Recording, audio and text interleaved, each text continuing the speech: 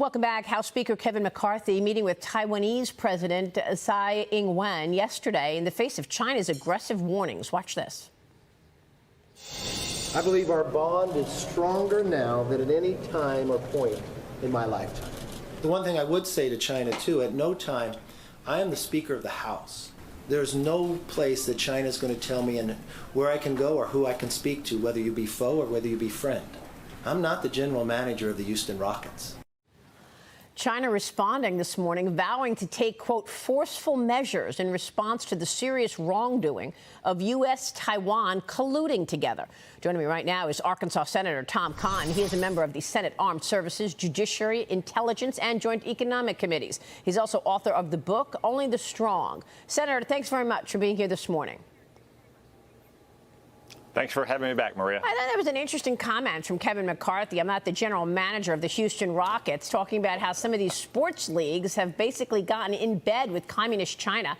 What is your reaction to this aggressiveness from communist China to McCarthy's meeting with the president of Taiwan? Well, I want to commend Speaker McCarthy, not just for meeting with President Tsai, but also bringing a large bipartisan delegation to meet with her. I think it sends a strong signal to the Chinese communists that at a time when many issues divide Republicans and Democrats, standing with Taiwan against Chinese communist aggression unites us. I know that in the meeting yesterday, they talked about having more weapons delivered and doing more training with the Taiwanese military. I think these are fruitful steps that both parties want to pursue. Hopefully, President Biden will agree with the congressional wing of his party that we need to take every step right now to deter Chinese communist aggression against Taiwan. Yeah, I'm glad you went there, because that was my next question. What can you do in terms of congressional moves right now? Because I know that there's a whole list of armament that was already contracted, agreed upon, that was going to Taiwan, and they still have not gotten that. What else can be done to ensure that the CCP does not invade Taiwan sooner rather than later? Well, first, Maria, we do need to accelerate the delivery of weapons. We've seen what Western weapons in well-trained soldiers' hands can do in Ukraine.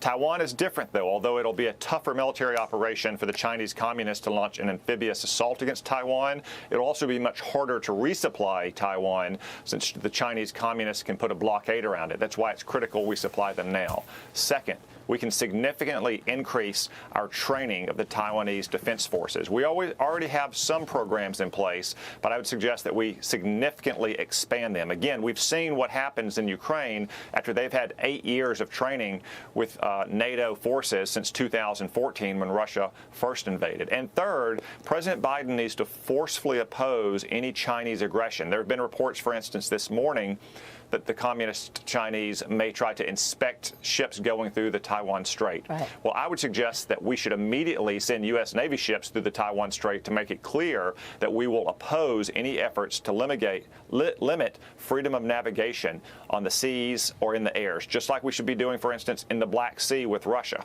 Yeah, but look at what China is doing. They want to appear as some kind of a power broker. Just today, they're bringing the Saudis and the Iranians together in that first meeting. And then they've also obviously tried to appear as some kind of a power broker between Ukraine and Russia as well.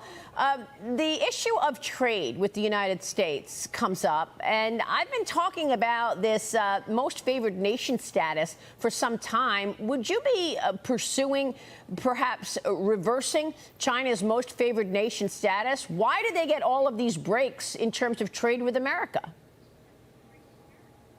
Indeed, Maria, I've long had legislation that would revoke China's permanent most favored nation status. Suffice to say, they are not a favored nation in my eyes. There are other steps we can take as well to make sure that China is treated as a fully developed economy in international organizations. China has been taking advantage of the United States and the international trading system going back decades now. It's time that we put an end to it, not just to protect our jobs and our industries here in America, but to prevent China from gaining access to more technology, even more economic prosperity that they in turn just funnel into the People's Liberation Army and their intelligence services. Yeah, I mean, the corporate sector needs to get the memo on this, particularly those investors who are pushing their clients to invest in Chinese companies that may very well be tied to the Chinese Communist Party and military.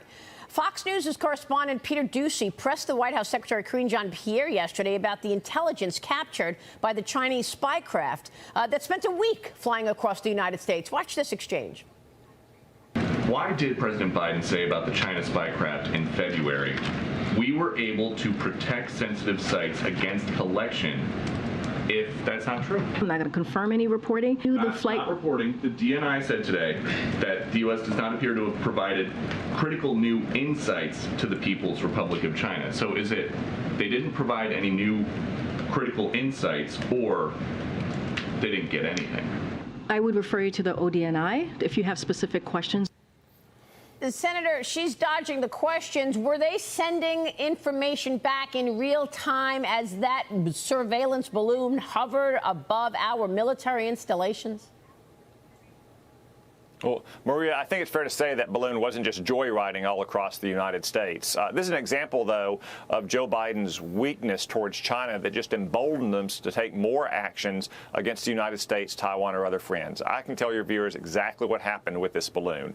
China sent a spy balloon to America. We had it in our sights over the Aleutian Islands. We had 4 aircraft in the sky armed. All they had to do was press the proverbial trigger, and they never got the order because Joe Biden didn't want to take any action that he feared would be deemed provocative by the Chinese communists. I suspect if a couple of ranchers and an amateur photographer in Montana hadn't spotted that balloon, we would have never even known about it publicly because the Biden administration wanted to continue forward with business as usual with China. All that does is embolden the Chinese communists even more. That is unbelievable, really, Senator. Meanwhile, let's talk about this 2 systems of justice. No comment whatsoever from the White House on the influence peddling that's in plain sight, and yet former President Trump was indicted, arrested. He's pled not guilty to 34 felony counts of falsifying business records Tuesday in New York City. You've said this indictment should be dismissed immediately. Tell us more. Well, Maria, it's unprecedented in American history that the party in power would target a former president with criminal charges. Such a step should not be taken lightly, but Alvin Bragg's indictment of Donald Trump is a joke. First off, all the so-called crimes appear to be beyond the 5-year statute of limitations. Second, if you look at it as a matter of law, Alvin Bragg didn't even allege an underlying felony, which is necessary. I guess everybody says it's a federal election crime, but the Federal Election Commission didn't even pursue it, much less Alvin Bragg's predecessor, the Department of Justice. Third, consider the evidence here for this so-called crime. You have a woman who has contradicted herself multiple times about these facts, and you have a man who wasn't just convicted of a felony, he was convicted of lying under oath. Not exactly strong evidence in a court of law. And while you pointed out the 2 systems of justice, I would note that Hillary Clinton's campaign was fined over $100,000 for falsifying records for the Steele dossier. And where was that campaign based? It was in New York City, Maria. So where are the criminal charges against Hillary Clinton and her campaign? That's a great point. So she pays for the dossier. She comes up with all these lies against Trump. Isn't that election interference right there? Was that campaign money? Yeah, but surprisingly, there's no charges against Hillary Clinton, even though she has confessed that they falsified their campaign reports. They characterized as legal expenses what was really dirty opposition research that produced the fake Steele dossier to try to swing the 2016 election. That's just one reason, or one example of how this is a political witch hunt. Another one is that you're not going to have another hearing until December, Maria. I mean, it's early April, and this is a relatively straightforward, factually simple case. I think this is primarily about pushing these proceedings into our nominating season and then ultimately into the general election. That is a great point. Senator, thanks very much for being here this morning. We'll keep following your work. Thanks, Maria. Thank you, sir. Tom Cotton joining us.